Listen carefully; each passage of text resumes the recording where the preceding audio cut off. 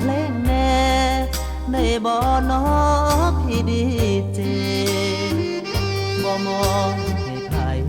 มอบให้ควายอีทูบักเลจากผมผู้บ่าวขี้เรบ่หูสิมอบให้ไผฝากเสียงอ่อนแอให้แน่ได้บ่จากคนที่ขอนี่น้องกำลังเลี้ยงควายผู้บ่าวบ้านป่าสมซอกลางนากลางไห้บ่มีคนมอบเพลงให้โทรเข้าหลังไมค์ขอเพลงให้ควายขอฟังกับควายมอบให้ควายบ่มอบให้คน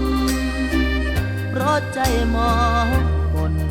ขาดคนที่เป็นแรงใจมีแต่อีทูกับวิทยุนี่แหล้วเคียงกายหากพี่โคศกเห็นใจประกาศหน้าใหม่หาแฟนให้แน่ต่อสายหลังไม่ย้อนอายเจ้าของยานเบาบอกคองก็เลยบอกกล้าอ่อนแอหากมีผู้สาวคนใดสนใจหักแท้บอกผ่านรายการมาแน่จะอ่อนแอขอเพลงให้ฟัง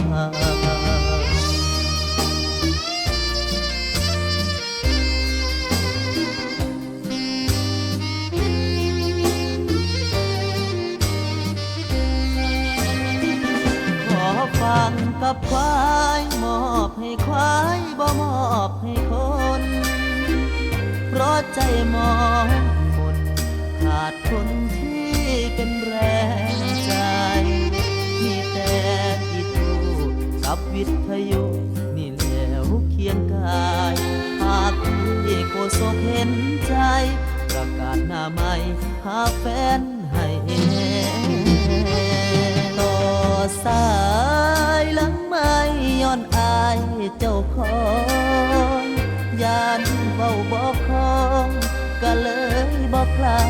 อ่อนแอหากมีผู้สาวคนใดสนใจหักแท้บอกผ่านรายการมาแน่จะอ่อนแอขอเพลงให้ฟัง